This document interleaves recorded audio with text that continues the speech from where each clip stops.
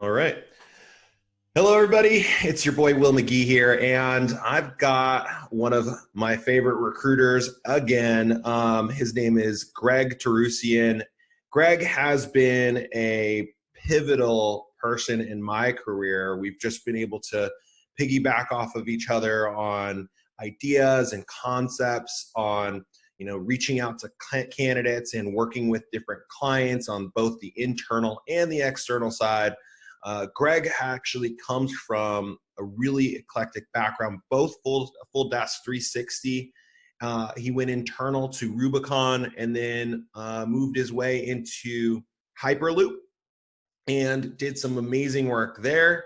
And then eventually came out of that and came back into the recruiting game as an independent recruiter and doing more independent contract RPO type model work for some of his major clients. But I'm going to let Greg go into detail about his experience and introduce himself. Go ahead, Greg. Thanks, Will. Thanks for the intro. It's very kind of you. So yeah, I'm Greg Toroosian. I currently run my own business independently. It's called Elevate Hire. Will's right. I used to be on the agency side, full desk, and then went internal, worked my way up there. Bulk of the time, and where I really proved myself and got loads of valuable experience was at Hyperloop. I headed up all of their engineering hiring, built out a lot of their corporate teams as well. And just before I started my own business, I was director of talent acquisition for SweetGreen as well, doing all of their corporate hiring and technology. So I feel like it gives me a really unique insight from both sides of the table, seeing how processes are done internally, what can be some bottlenecks, how people do view the recruiting function, which we don't always get a real insight into from being an external recruiter. We always know or assume what our clients think of us, necessary evil, or, don't really want to make this the commitment. But yeah, it's given me great insight, know how to position myself, know how to relate to people and communicate with them, and hopefully partner in the best and most fruitful way. Yeah, Greg, you have a really good knowledge base from both sides, right? I mean, you were a top producer at the agency you were working at, and then to move internal and still be as high performing as you were, it's really impressive. I've always admired your work and your thought process on how you approach recruiting in general. So I'm really excited to have you here. I appreciate that. Thanks, Will. So what do you think your superpower is, Greg? I mean, let's start with that. Where does a client come to you and go, Greg, we really need you because of this particular thing? I love and hate this question. My superpower, because I always feel like I don't know how I'm going to answer that properly. But I think where I add the most value is really helping clients and candidates, honestly. If I take a step back, it's really unearthing the real need, unearthing the real want, need, reason that if it's a candidate looking for a role and what they want from the next role, or a client, what they actually need to add to their team, why they're hiring, what they're needing to fit and be fruitful, instead of get to the offer stage and think, you know what, we actually don't need this person on our team, which is a time waste for everyone. And we've all been there. Trust me, being internal and being there is as painful almost as being a contingent recruiter. But yeah, that's probably where I can add the most value and is my superpower, because I can help. It's really that partnership and that consultative way of working, where you can put everything else to the side and say, let's go back to the core of this role, the real need, and let's create that together and think why we're going to market and why you want to add someone to your team. Oh yeah, for sure. And I think it's been a common conversation with a lot of the recruiters that I am talking to that are high performers. It's this fact that we really need to uncover the need versus just trying to fill the job. I think we do definitely get into the spin of things, and ultimately we are held accountable for how many jobs we fill, right? So you're going to have those metrics internally, you're going to have those metrics externally, either way, but that's not really the core part of what we do. At the end of the day, what we want to do is make sure that we're identifying the real need and filling it the best way possible. And if it's not really necessary, like, you have to have those hard conversations, right? So I've talked to clients all the time where they want, to bring a candidate with a variety of different skill sets, the purple squirrel, if you will, right? The rise of the full desk developer, and then the DevSec ops candidate, right? So it's like all those things combined, everybody wants all of it together. And the reality is that those people rarely exist, and they're not going to really do as well on those separate functions, right? So it's our job to basically uncover that with the client and basically pinpoint, what do you really need? The back, the front, the dev, the sec, what do you need really? And are we actually going to do you a service for hiring that person that you think that's going to have all those skills? So, we go into a lot of, tactical stuff. You and I, we've put out different white papers and like templates and everything like that. Now, I love that part. Now, I think the one thing a lot of recruiters have a hard time with, especially right now, is that candidate engagement or function. Like, so what are your thoughts on how you go out and really outreach to a candidate, get them attracted, and understanding what you want to do, and making sure that they know that you're the right guy to help them? That's a good question. And honestly, if you've heard any other conversations I've had or podcasts or whatever, I honestly feel like a stuck record, but I'm so passionate about it. And I'm I stand by it. But the intake process, like the alignment meeting, intake conversation meeting, whatever you want it to be called with your client or hiring manager, is imperative to all of this. So for me, it all starts with that. Even the candidate outreach side starts with getting a clear understanding about what you're hiring for, why. Like, it's not only, like you said, we want to help the client understand what the need is, like the priority orders and everything like that. But then beyond that, it's why. Like, why are we hiring this person? Why do you need that skill set? Like, what are they actually going to be doing with this technology or with this ability? How does that fit into the team? How does that fit into the company, the project, the roadmap? Is it like day one they're jumping into this? And if it's all day one, that's great. But what are we looking at day 101, right? Next step for this candidate. So once you've really got that full picture understanding of the need, the candidate technical needs, and then, cultural needs, the candidate profile, if you like. We've always talked about like the candidate avatar, right? Once you build that out, then you also want to get an idea about really interesting projects for the company, career progression, what makes this team stand out. If it's a bigger company, why is their team different to the rest of them? What's their team's culture? And then also, what does the company, how would they sell the company? As a hiring manager, why have you joined? Why do you stay? Why would you go to your company or your team instead of a competitor?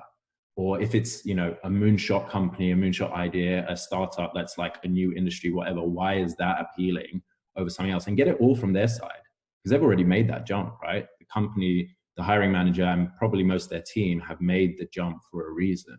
And if you hear it from their side, know all of this down, and then you want to craft amazing outreach. And, I use tools, I use different processes, whether it's everyone loves LinkedIn and jumps on LinkedIn, and it's very obviously saturated, but it's a super powerful and useful tool. But there's other stuff outside of that, or positioning yourself in a different way of how you're going to get in front of these candidates. And you want to frame and basically plan out your outreach in different steps. But the first email or message or whatever you want to send has to really have a lot of color into this company. Because sometimes it's just that one email. If they're not engaged by that, they're going to ignore everything else. So putting all of that information that you've got, not only about the role, but all of the other color around it, is going to be important. Yeah. So I when you're talking about this, I actually broke this down into 4 different spots, right? That you'd mentioned, like creating an avatar, having a proper outreach or a proper description for that avatar, right? So and that's the job description, and crafting, messaging around the reasons why people come on, especially when you have heavy hitters already in your company. Those aren't people who just came up with an idea. A lot of the times you gotta appreciate the fact that some of these people came from really strong backgrounds and they have their reasons, and those reasons are going to really resonate with anybody who thinks like them. But then there comes that issue of, unified thought or homogeneous thought, where you're just creating the same thing and not having enough diversity. But at the same time, like, we need to be able to extract those little pieces out of the hiring manager or your key players, so that way we can craft a message that has attracted them. And definitely, because at the end of the day, that hiring manager knows the tech or whatever type of team they're hiring for. They could be finance, marketing, whatever. They know their specialty, they know their company, and they know their team, right? That is their focus. We as recruiters know cold outreach. We know headhunting. We know the market. We are speaking to candidates day in, day out. We know what type of messages we get response from. We know what actually appeals to them when they're hearing it, because anyone could jump on Built in LA or whatever and see like, oh, these are their perks and benefits. Yeah. Which now, I mean, I'm all about a comprehensive benefits plan and perks and culture. It's super important, and any company that doesn't have it is missing a trick.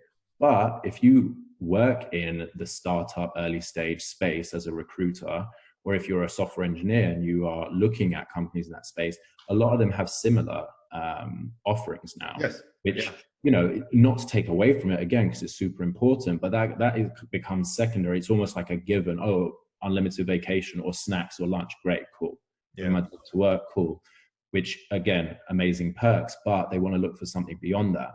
And like you said, the hiring manager is going to feed you all of these little nuggets, and it's your job to create pull out the pieces that are going to be appealing, pull out the pieces that are going to, pique someone's interest. And then they're going to go, oh, actually, I haven't thought about, oh, that's what I really would like. Like, that's unique. I haven't heard that before. Even something as simple as, like you said, all their heavy hitters have already made the decision. You can list out the companies that this is why people from Amazon, Facebook, whatever it is, have chosen to join this company. Yeah. And you can get as creative as you want. I love that. Right. So for the audience who doesn't know what an avatar is, and this is going to hiring managers and recruiters, so it's on both sides, right? An avatar is basically a description of the person that you're trying to hire in a very detailed format, where they are, who they are, what they're interested in, what publications they follow, where are they on LinkedIn, all the different details, as nitty gritty as you can possibly get to understand where your candidate is or your ideal target is. And you want to make sure that you're putting this avatar in the forefront, the research on that person in the forefront of going out and outreaching to candidates. That's what I do. I know you do it as well. We've talked about this quite a bit. Like, you can't just go to the market and say whatever message that you think sounds good, because you see that from you jump on Indeed, look at any mass job board, right? Every company who doesn't either have competent, I don't want to like point fingers, but someone who is thinking like there's competent recruiters, or someone who's just spread thin, or someone who recruiting isn't their main role, but they haven't given much thought to it, then might not be passionate about it or looking at how they can separate themselves from their competitors. They do the same thing. It's a list of wants, they list it on their job board, or they're not thinking about the candidate. And the avatar, or whatever you want to call it, you could create your avatar, your candidate profile, however you want it, but it's so important. And it is a little bit more extra work, like that thorough intake meeting, but the value that it adds and what it actually puts into your process it's such a big time saver. It's such a big clarity creator, if you like. It helps time and time again. It's helped me reword and rewrite job descriptions for clients. And it's always adapting, right? Like, it's not a static moment, right? You're not just doing one thing or you create this one piece of content or job description or an avatar even, and then let it go. You have to go back and revisit it and understand what you're saying and how it's resonating with the ideal candidate. And sometimes I think there's a lot of people who just don't know how to do that, right? I mean, how do you craft a message to someone that you don't know and that you don't have any idea where they're at? And what would be your suggestion on that? How would you get around that?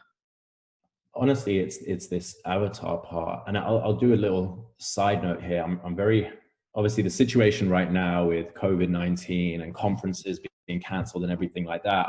This week or next week, I was supposed to be in Austin hosting a panel for PsyOp, which was all on design thinking in HR and recruiting. So for people that don't know, PsyOp is Society for Industrial and Organizational Psychology, but I obviously am not a psychologist. I was invited to be there and host the panel for my perspective on recruiting and HR. But this, if you take a step back and look at it, it's candidate avatars. It's intake meeting. That's what design thinking in this regard is. So if you do that work properly, it's going to help you craft that message. If you really go deep into it and you think and you attach empathy to it and you attach understanding to it and you attach some sort of like deeper than surface level understanding on the candidate you want to hire, you're going to be able to make that message, and very easily, right? Like you said, what publications are they reading? Where are they at in their career? What frustrations are they probably feeling right now? Yep. And what are the things that you're going to provide that are going to solve those frustrations? So like, who cares about just the frustration? Like, how are you solving it, right? Yeah, not like, hey, you must be annoyed with your current hiring manager or your current hiring team because of XYZ. Like, great, thank you. But what are you going to offer me? Exactly. So if you look at that and think about how am I going to help these people? How am I going to, because you may reach out to, let's say you identify 10 or 20 rock stars that look like rock stars on paper. You've looked at their LinkedIn, you looked at their GitHub, whatever. And you're like, great. Even your outreach, as tailored as it may be, you still don't know that it's going to appeal to that person because you don't know what their frustrations are. You don't know if they're even open. They may be like personally invested in their company. So it's going to be hit or miss, but you'd rather it be a hit with the people that it's a hit for, right? Yep. You want it to speak to the candidates that like, yes, this is going to be, it's not a numbers game. Yep. You know, you don't want to send tons of candidates to a client and then their value proposition is so tailored to a specific demographic that you're going to miss out 80% of candidates are a waste of time. Exactly. And at the end of the day, if you don't have that information, go find it. Like, you'd be surprised how often I reach out to a candidate or someone that I'm interested in working with, and they might have the ideal profile of an ideal client or candidate either way. And I just ask a question about who they are, what they're trying to do. Like, could you even just look at this message and tell me if this is something that would attract you? Right. And just testing the market and seeing what they're coming back with. Because even if you do a survey, where do you get your information? People, like, you're not going to get 100% answer back, but the people will appreciate the fact that you're taking the time to understand them, who they are, where they're from, what they're trying to do, all that stuff. And definitely. And it's actually a good intro too, at the end of the day. So it really is. Yeah, it really is. And yeah, you said it right there, for sure. It's an interesting one because asking these questions, I just try to lead with open questions and just go into note-taking mode. And you don't want to be in a position where, and I say this very fresh in my mind because I've been doing this for over 10 years, coming up to 11, and I know what works and what doesn't. And then when I started my own business, I kind of felt like, oh crap, I'm starting again. Right? Like, as you said, I hadn't been agency recruiting for a long time. And I'd like got this label of, oh, he's head of talent or he's director or whatever. And you kind of feel confident. Now I'm back to, hey, I'm a recruiter. I'm an external recruiter. And let me see what business I can get. And I, like, with one of the first clients I got, I did the key thing that I tell people do not do, and that's just work off a job description and like let the client tell you what they need and jump with it. And I was like, don't be an order taker. Literally, and I was an order taker. I was an order taker with a client that I was introduced to, and I'm ashamed to say it, but also I find out later on, like they're just serial recruiter users, if you like they like contingent, they'll beat you down on fees, and they don't want to really adapt. So it's like it was a blessing and a curse that it didn't work, but it was also a lesson for me to realize, like, don't step away from what you know works, and take the time, enforce your process, and come with the examples of why it works, right? And ask those questions. Take as much time as you need. And if you can't get that from a client, there's no point in trying it their way and then coming back and saying, well, it didn't work that way, let's try it my way. That works internally. Like for me, when I was going in and trying to reshape a talent team, a recruiting team, or create a new process or whatever, I had real examples. I was like, well, look, you were hard-headed and you wanted to do it this way. This is how you've always done it. This is how you did it in your last company. And, you know, seniority, you know, you can pull that card because you're a VP, but now we're going to do it my way, because your way cost X amount of hours interviewing, 2 offers that didn't turn out. And if we were to hire, we were hiring the wrong person because that project's already finished. Yep. So now try it my way. And then it's hit, and you onboard a team at a time into your way of working. And then you've got this well-oiled machine that everyone understands. Then now you're the expert. Now people will come to you and say, Greg, can you teach my new person on, or Will, can you teach my new person on how to recruit, how to do these interviews, etc. I think that's what actually differentiates any recruiter, internally or externally, just using that data. Yeah. And we're so big on data.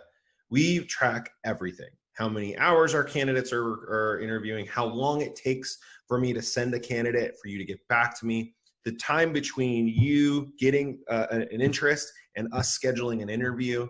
And we look at every single thing that happens and how it affects the ultimate result, which is getting that person onboarded. I love your metrics. Like I've seen you share them on LinkedIn and stuff, and I love that. I don't know many agency or external recruiters that do that internally. And yeah, no, you're welcome. I mean, it definitely stands out. And again, it adds to that partnership, and you're adding more than just candidate source, right? You're telling them, because what you're doing is basically what someone valuable internally would do. Exactly. It's looking at the pipeline, it's looking at your throughput, it's looking at your metrics, and it's looking at the time, you know, that they're either wasting or using, and how can we make it better?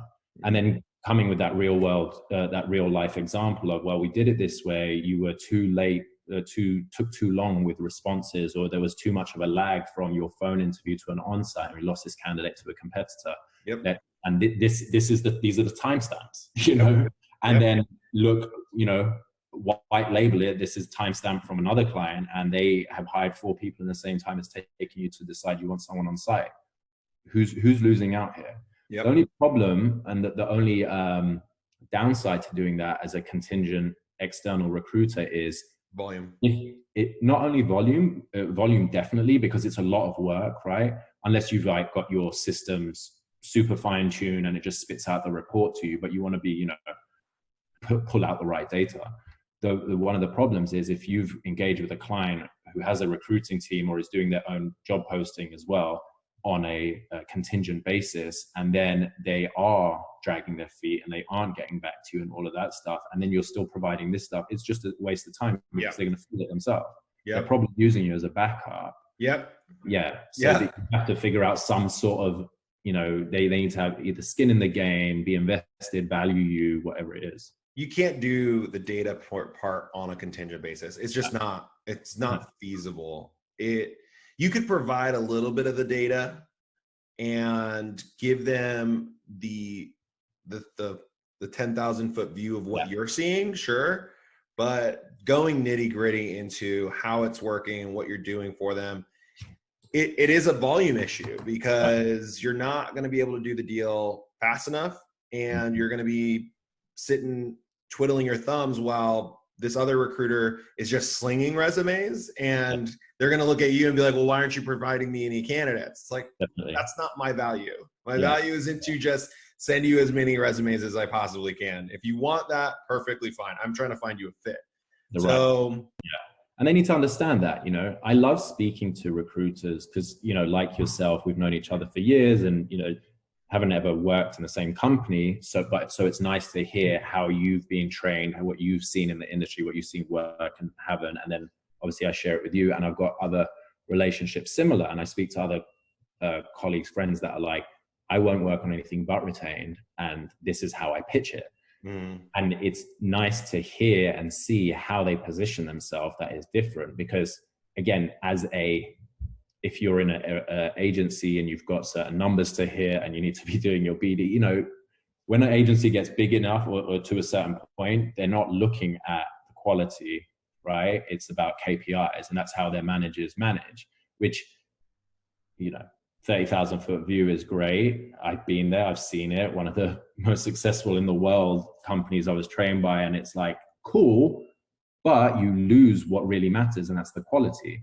And that's your repeat business, you know, and that's like you're constantly having to churn through new business all day, every day. I was just saying that 5 mail shots a week to at least 250 people to get like one piece of business. It's like, yeah, but how many people have now, like, how many waters have you muddied with your name? Exactly. Yeah. My belief is, and it's been this way for the past, I'd say 4 years, is I'd rather work like 10, 15 really solid hires that I know that my clients are going to come back to me every single year, working across 3 or 4 different companies. And granted, that's not going to keep, like, I can't just do that. Yeah. But I'd rather start there and build on that than go into my first year as a recruiter trying to do 30, 40 deals with 15, 20 or 20 to 30 different clients because I just want to get some business and then have to switch industries or move from a different place to go to another company and just never build on that relationship. There's no loyalty there in that regard, right? Transactional business, it's a unfortunate byproduct of what this market has created for our industry, right? Yeah. More and more recruiters are looked at as transactional recruiters. And so there's less loyalty on both the client and the candidate side. But the ones that do stick with me and stick with you, I'm sure, are the ones that we will do repeat business with over and over and over again, and they'll just stick with us no matter what. I have clients that just will not work with any other recruiter, and I love that. Right? Yeah, I love it as well. It makes you feel valued as an independent as well, but you also want to do better work. You want to provide more above and beyond whatever the fee is or your agreement is. You know, even if it is a fill these roles for me as and when needed agreement, they're still going to come to you, and you're going to want to give them the help if they say, hey, can I just ask you about what do you think about these tools? Or we're thinking about hiring an internal recruiter. Can I run this person by you? Or whatever it is, because now you're the expert. Yep. You help them, right? You've proved yourself time and time again. You know your position is solidified with them. Yep. Right? So that's a good segue actually into what we were talking about earlier, which is the outreach aspect and how we differentiate to our candidates and our clients, right? So, you know, and you're mentioning tools now. So what kind of tools are you using? What's your secret sauce? Secret sauce, you know.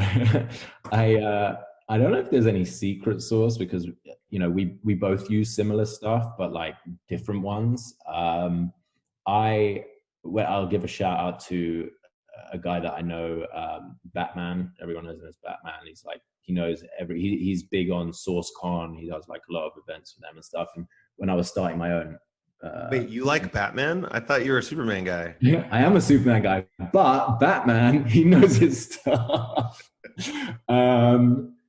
Iron Man above all, though. And so, yeah, he just basically did a big knowledge share with me, and really cool guy. He was actually hosting or moderating a panel that I was on, and that's how we met, or introducing me, I think. And just basically shared with me everything, because he reviews all the tools on the market and gets them and writes about them and puts them in. If anyone knows how to automate a workflow, and he's like he's type A, all about like how much can he do, and he's very intense, he's very quick, and he's like, he knows everything. It's great. It's if you want to take a bunch of notes, like listen to anything from him. So he gave me some nuggets, stuff that he really liked. So I use LinkedIn. Everyone uses LinkedIn. I actually just got LinkedIn Recruiter again. I almost boycotted it for a long while. And then they've made some really interesting changes to it that I'm trying out right now, which is pretty cool. And I still haven't gone deep into it, but my first kind of outreach and sourcing tool is Seekout.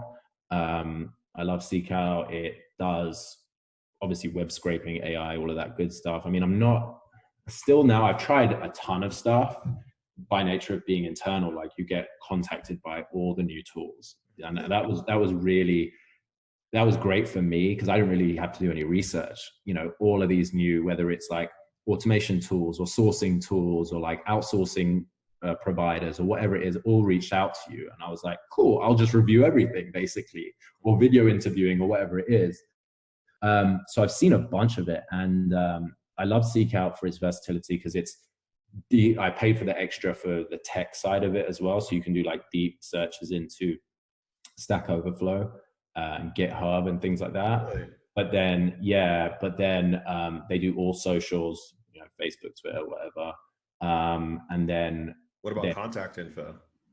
They've just upgraded their contact info as well. So you can find numbers and emails and stuff like that on there too. They do have, so I use another tool called Interstellar for email outreach. So it's basically like I'll put my workflow in, like I'll probably put like 4 email outreaches in there. They seem obviously personal. I've tailored every single one of them, but I'm reaching out to people with the same stuff for particular roles. Because like we said, if your first email doesn't hit straight away and you haven't caught someone at the right time, they may read it on their phone and say, I'll get back to that, and not get back to you. So you might need to reach out to someone 4 times before they come back to you with a yes or a no, or they send you a referral or a thanks, not right now, but let's keep in touch. Mm-hmm. Or never contact me again, which happens. So, it's not always. I found most candidates don't do that as long as you're pretty targeted on the fact that this is the person I want to reach out to. Like if you reach out to a Java developer that's about a Python role or like a Ruby role that they have no experience in, they're going to be like, why are you reaching out to me? Right. Especially in market like or profiles like that get reached out to all the time. Yeah. It's nice to unearth candidates that aren't, they're not really on LinkedIn, or their LinkedIn is super outdated and you somehow found them on their or you found them on GitHub and their LinkedIn has nothing.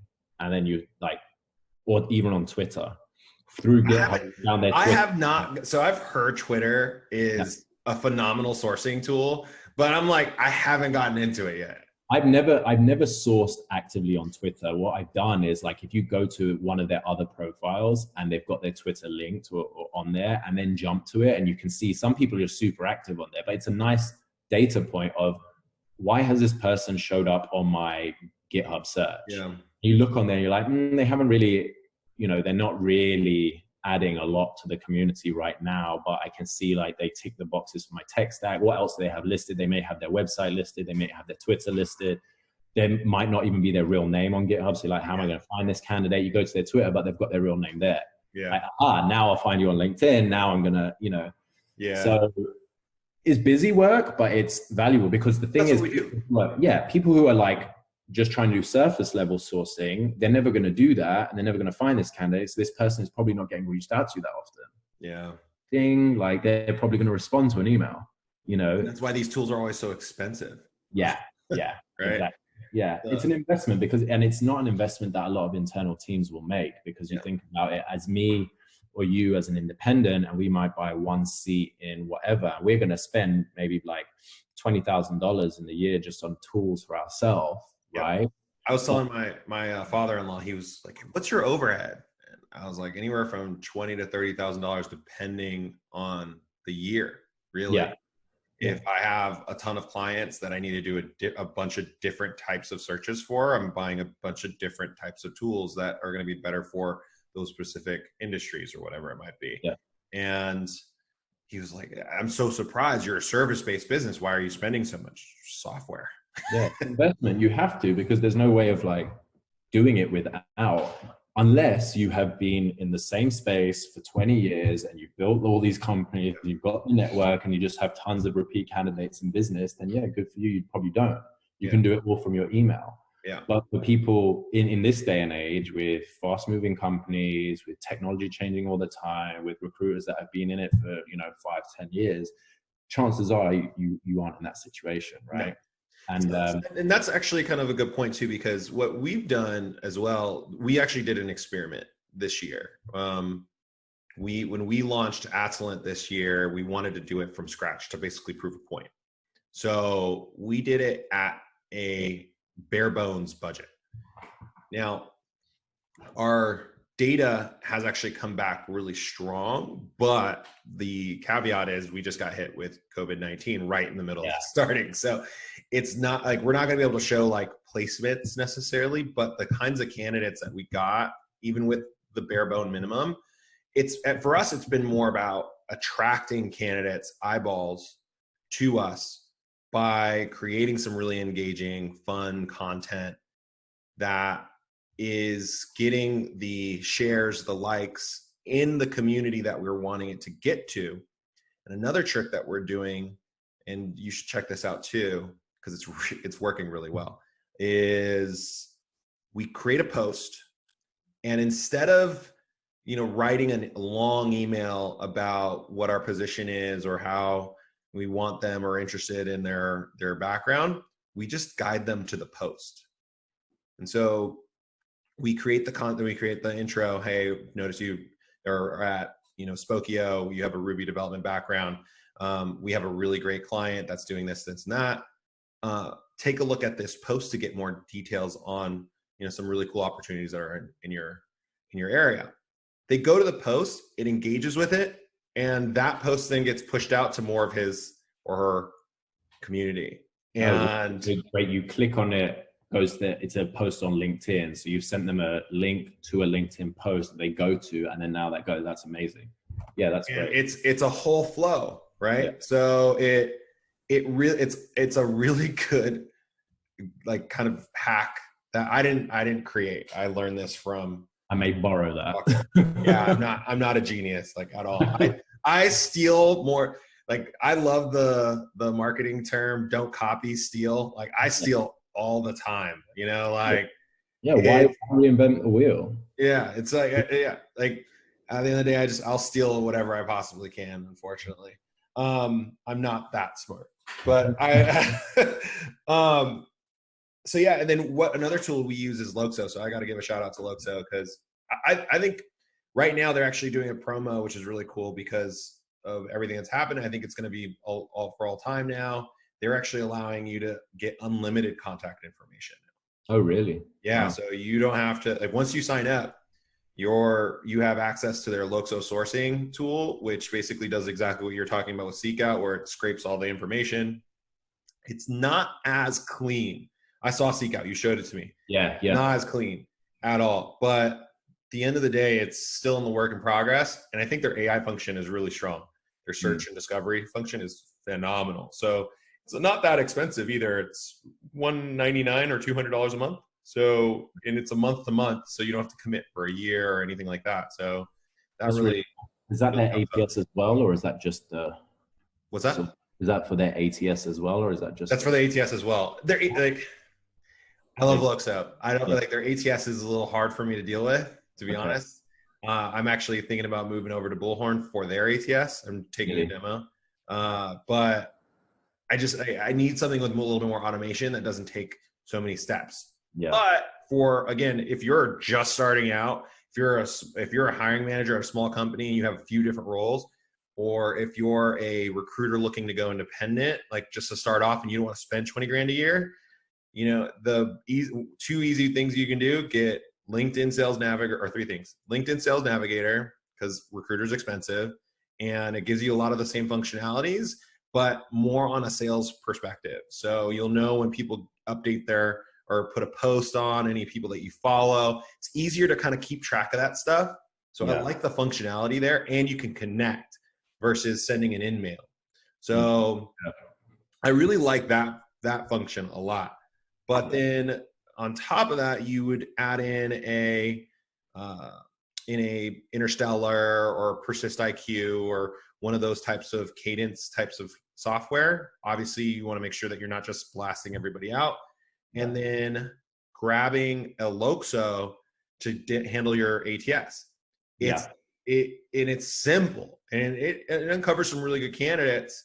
We did a placement already with them with their product, so we love their product right away. And that was with my wife, who's been sourcing for us. She's been sourcing for me since August, but it was always off and on. And so she's just kind of really diving into it now, and now she's fully up and running, and she's already done a placement with Loxo, so it's good. That's great.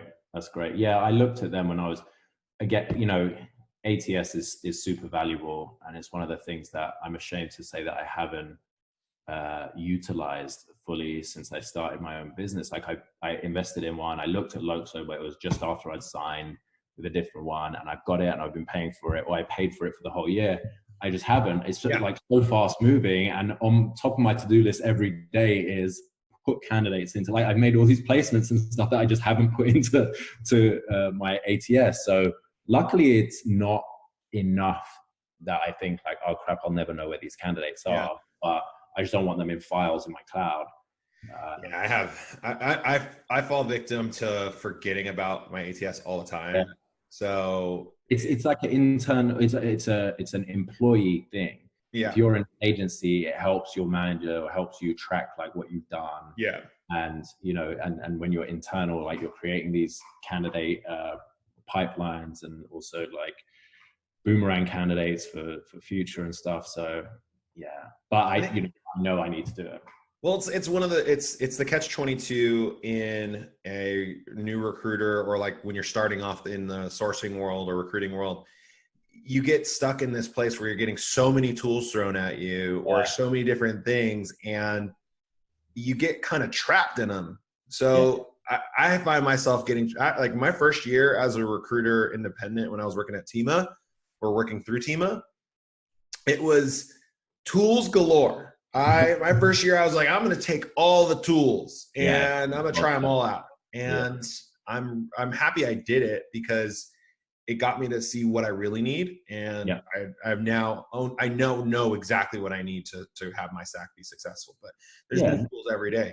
Not all the tools are going to be useful or beneficial for every recruiter. Like the way you work might be slightly different to the way I work. And even if you've got, for example, like I mentioned, Seek Out, they have like an email automation aspect to it, but I prefer Instellar. And Seek Out has contact info finding that they just upgraded, but Instellar has that as well, that I prefer, like with the one click, but I cross-reference. And then there's I've talked to and looked at a bunch of others, but I'm like, these ones feel good for me. I like the hit rate. It's not over complicating with like, now I have to go to this tool, then to this tool, then cross-reference with this one, then feed everything into this, which again, shout out to Batman. That's how he works, and it works for him. Like he has this workflow that is like beautiful, and he knows like he's going to this, to this, to this, to this, to this. I gotta talk to this Batman guy, man. I'll intro you. Yeah, he's great. But I can't work like that. But for me, I'll simplify it, and then it feels solid for me. But then for other people, it might not. Even what I do might be overkill for some people, or too basic. Yeah, 100%. One or two more real questions. Now that you've seen both the inside, or even from the outside to the inside, and now back to the outside. What is your thoughts that you wish you would have known, or that you're implementing now from an agency perspective, that you learned and didn't know when you were internal?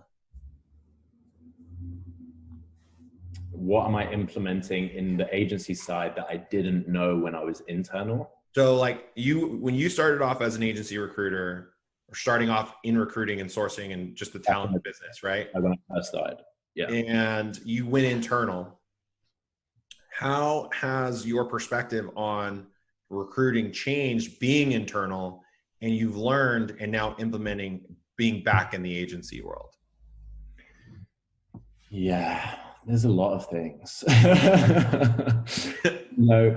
I think when you're initially starting as an agency recruiter, whether you're, fresh out of college or pivoting your career and you go into there and you're just listening to someone who's done it for a while, or whoever your manager is, you're sometimes told and trained, like, try and go around recruiting, go around HR if they have an internal team, right? Go around them, go direct to the hiring manager. They're going to have the say. What you'll find and I'll speak specifically to LA and San Francisco, but basically the California tech scene, they value and really invest in, if the company's big enough or they have the foresight, in recruiting, right? They invest in paying really good salaries to good recruiters. They've headhunted or brought people on from other places where they've been, it's a performance-based role at the end of the day, whether you're agency or you're internal. If you're not filling roles, if you're not adding value, you're not going to cut. Right. So trying to go around someone who inevitably you're going to end up working with, you're shooting yourself in the foot, right? Because if I'm a head of department, or even if I'm like a senior recruiter and I'm just focused on, hey, I work with the mobile team or, the software team, that's what I do. Everything comes through me, whether it's an agency relationship, agency candidate, or I'm sourcing for them, all comes through me. And I know there's this external recruiter that's now peppering all of my hiring team, because that's what some people are trained to do. They're like, reach out to everyone, and someone's going to refer you to the right person. You'll get blacklisted. Yep. Or you get put on the bottom of the list of contacts, because the reality is you're not a unique person when it's first outreach, right? You're one of many recruiters trying to work with that company. Yeah. So how can you differentiate yourself? How can you become a partner? How can you at least, like, instead of just sending blind resumes to everyone, or like ruffling feathers that don't need to be ruffled with, how can you position yourself that you're now a valuable external resource, or you want to help them, instead of, because I've done and I've seen it work. Like, I've got a bunch of agency contacts from my network, but going internal, I've had people that have just approached me in a way that I'm like, why would I not want to work with this person? Yeah. Even if I don't have budget for it, even if I'm not approved, even if I have no need, I'm like, I like this. This is the type of person I would want to work with. Yeah. So that I wish I'd known. And then maybe research or valuing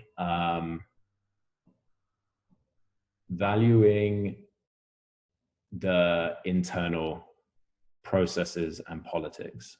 100%.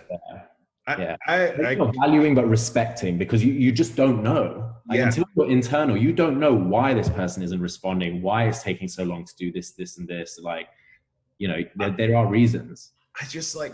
I feel bad for a lot of internal people sometimes, because, it obviously depends on the organization. If an organization really values recruiting and talent management, talent outreach, then I don't feel bad for them. They're having one of the best jobs in the world. Facebook, for example, their talent acquisition team is awesome, and they're very well taken care of, right? Yeah. So don't feel bad for those guys.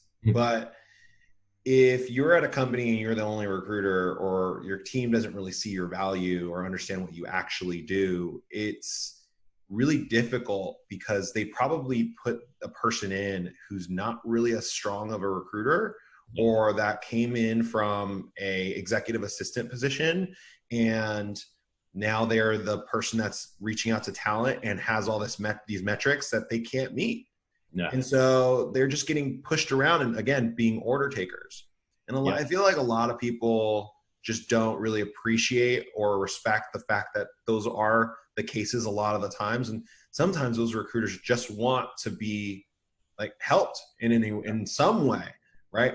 But if you're coming at them really aggressive or strong and like frustrated all the time, or like trying to avoid them, like you said, I think it does create this like saltiness, and now you've created an enemy versus an ally. Yeah. So why would you want to, like I said, ruffle those feathers that they don't need to be? Because it doesn't take you more than 2 minutes to look at that person on LinkedIn and have your own, same way you look at a candidate and have a read on them, whether they're right or wrong for your role, you can have a read on this person's profile and say, like, how can I approach this person? Again, that design thinking element, like, oh, I can see that you recently graduated, or you were an executive assistant or operations specialist, or you were a HR admin. Yeah. And now you've been promoted to recruiting and HR manager after 6 months, which you see it time and time again in a startup, or one that doesn't want to either invest in recruiters or they're like, I'll just use external. Now this person is overworked, doesn't have the experience or the ability to do the role that they're like. Hiring for high-tech roles isn't something that just anyone can do, right? And then volume hiring. They are in that role trying to do process, trying to be a partner to the business. They're trying to deal with HR stuff, and they're also trying to recruit, post roles, manage these ATSs or implement them. Like, it's just way too much work. So be their partner, know how to position yourself, know how to add value to it, and then also look at how the roles that they are hiring for, what you can actually take off their plate. Because any client that I go to, I'm like, look, I'd rather you be self-sufficient internally. I can help you get to that point, but you're never going to be able to spend the amount of time that I spend to hire that role. It doesn't make sense. You're paying your recruiter like 6 figures to do that. It doesn't make sense, right? I have a client that just literally called me, a recruiter. He calls me and he goes, I can't work these roles. I don't have time. Here you go. Yeah. And like all the time. Look at it, like, I've been, again, I've done this myself, but after being internal and stuff, you look at the team and you think like, wow, they have a team of 5, they must be able to do it. But what is their rec load, right? If you're an internal recruiter and you have a current rec load of 15 recs, you're spread thin, especially if they're different recs, right? You're not going to be able to get back to everyone, do thorough sourcing, keep all of your job posts up to date, sit in every intake meeting, get feedback to all your hiring managers, manage all your this is what you have to do internally. Manage all your you have to handhold, you have to meet candidates, you have to do all of that. You're not. So realizing like, oh, if as a recruiter, like that person's not getting back to me, that's it, I'm going around them. Like, think about how you can actually help, right? Instead of, being a hindrance to. So with that in mind, what's your favorite, or what's a recruiter that reached out to you directly?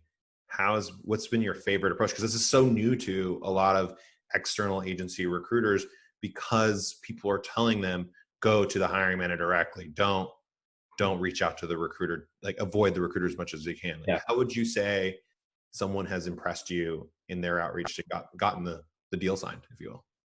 Same way that we reach out to a candidate. Same way, they basically sourced me. Or when their outreach it's been crafted and tailored to me and why they're speaking to me. Not the ones I hate that everyone does. I noticed you're hiring for a bunch of positions, and I see this software engineer role. I've just closed a position with a client locally, and I have a bunch of candidates that are open to looking. Like, can I send them over to you? If I wanted to swear on this, I would swear right now, but it's just complete BS. Like, the amount of them that I see and used to see, I still see them now for some strange reason, is like, it is ridiculous. I have this 7+ year candidate that I'm ready to send over your way, because you're a very special client. They're so excited about talking to you.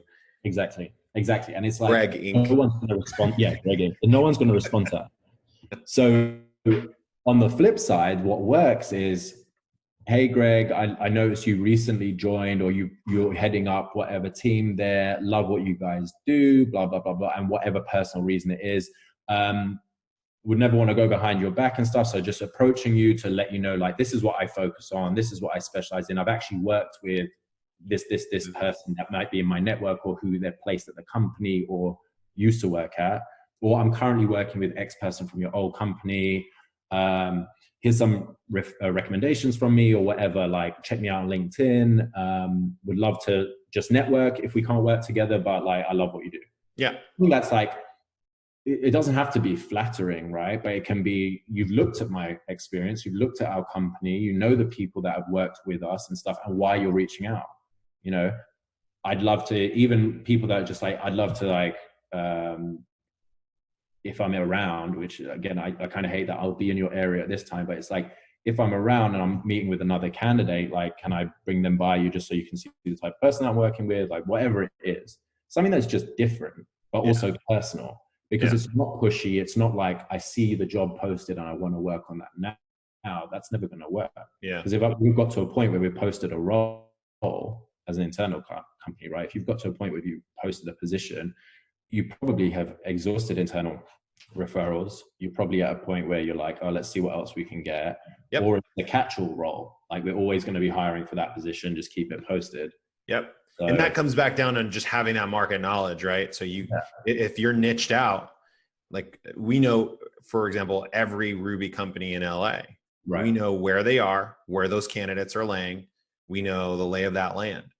And by knowing that lay of that land, we can then position ourselves with those recruiters or those people. And we're not focused on getting the job that's on the job board. We're actually ahead of the curve by doing that. And we're actually using a lot of data right now. We're actually thinking about adding on a new tool that basically looks at all the historical job openings in an area and will tell you exactly who's hiring for what positions and what they do. So that way we can keep in front of those types of companies. And then there's a stat that said like 80% of positions aren't actually posted because it's cost too much money. How much money it costs to post a job is insane today. Well, that's why I even ended up with LinkedIn Recruiter, right? They made all these changes, but I'm working with a client. Like you said, you need to invest in new tools for different clients. And they got to a point where they were like, I could go down this whole rabbit hole with this client, but I won't. But basically, they wanted jobs posted as well. And I said, look, I'll invest in another tool and I'll post these jobs, but you have to know it's going to cost me X amount of money, and don't basically delay on invoices. Right. You know, I'm happy to invest because I'll use it for other people. But if I'm doing it for you and you don't want to front that cost, you just need to know, like, this is what it's going to take. Right. But all right, last question. So I can let you go because I know we're running a little over here. That's cool. This is fun.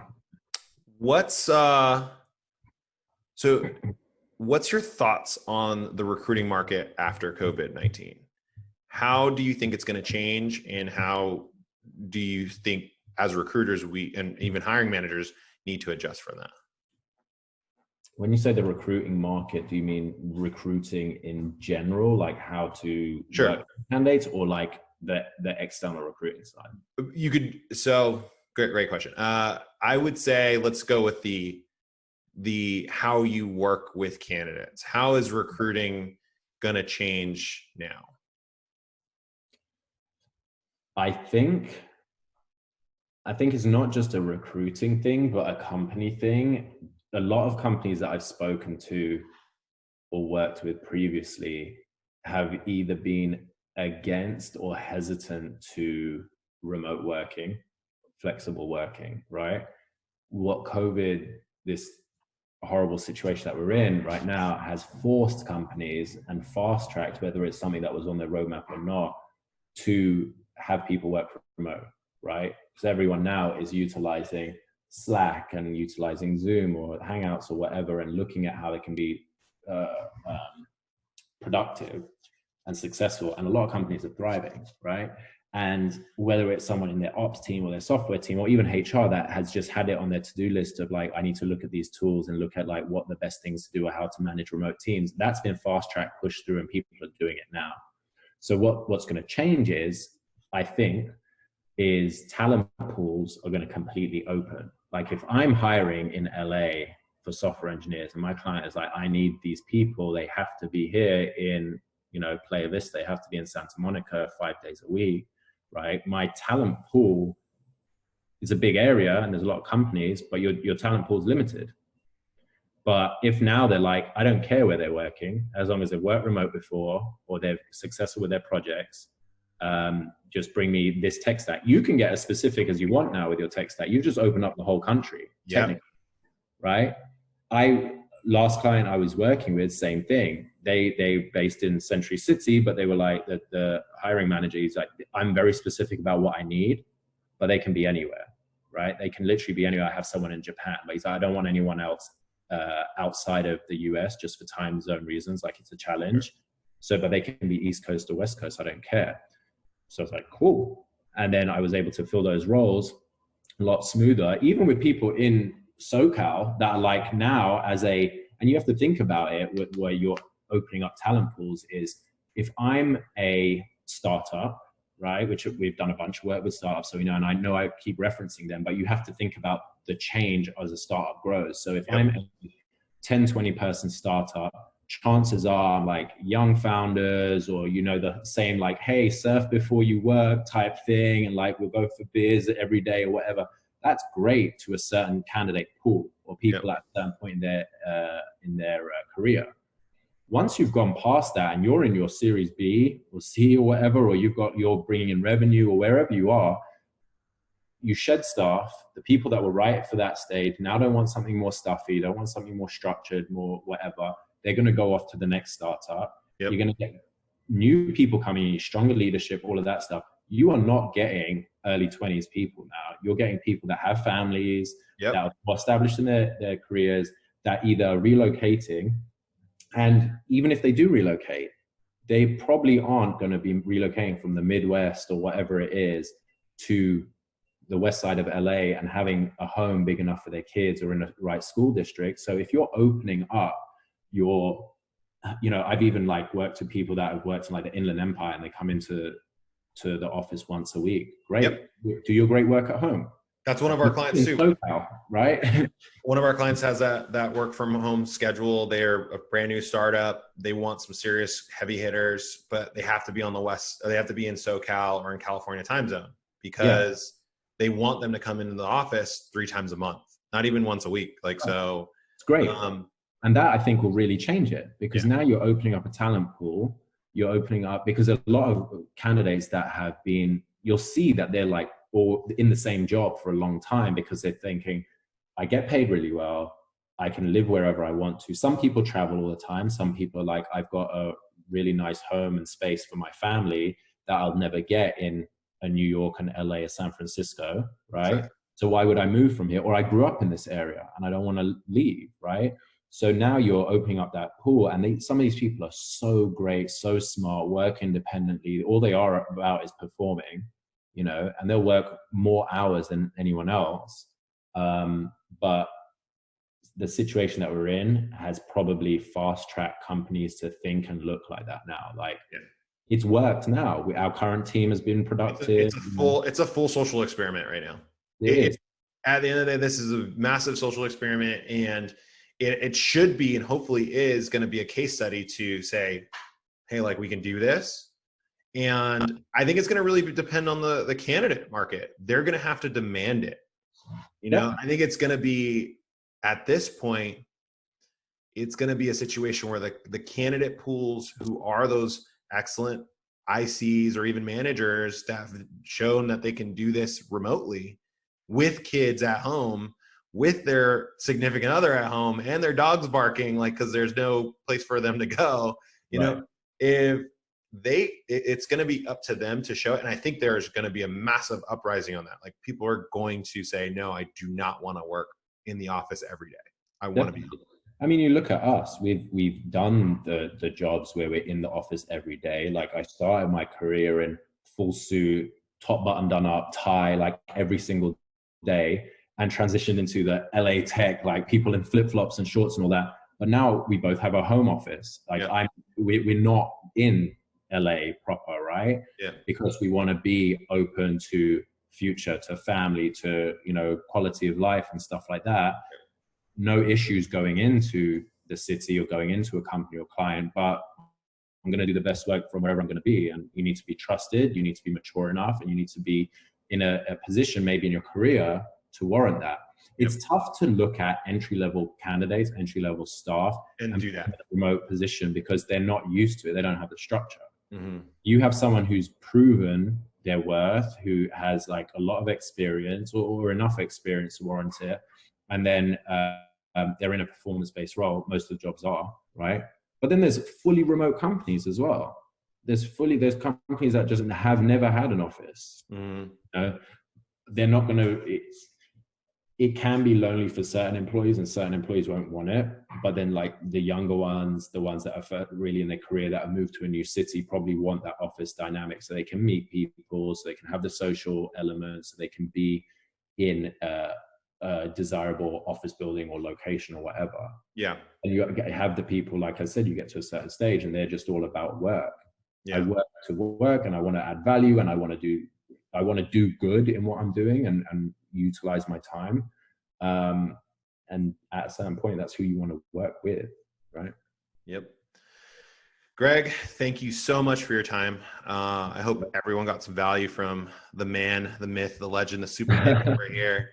So if anybody wanted to find you, connect with you, work with you, how would they do it? They can find me personally on LinkedIn, Greg Toroosian, Toroosian. My company website is elevatehire.com. That's HIRE. I'm on Twitter. I'm not very good on Twitter or big on Twitter, but it's just my last name. That's probably it. Website and LinkedIn are probably the main ones. I get back to everyone, and I'm on them every single day. Man, we need to get on a panel together soon. So let's find a way to do that. We do. Yeah, definitely. All right, brother. Well, there's going to be all of these virtual conferences now. So I'll put your name in for it. I would love it. Thank you, man. I really appreciate everything. You have a good day and enjoy the rest of quarantine as much as you can with your two beautiful daughters, at least, and your wife. I appreciate it. Thank you, man. All right, buddy. Have a good one. You too.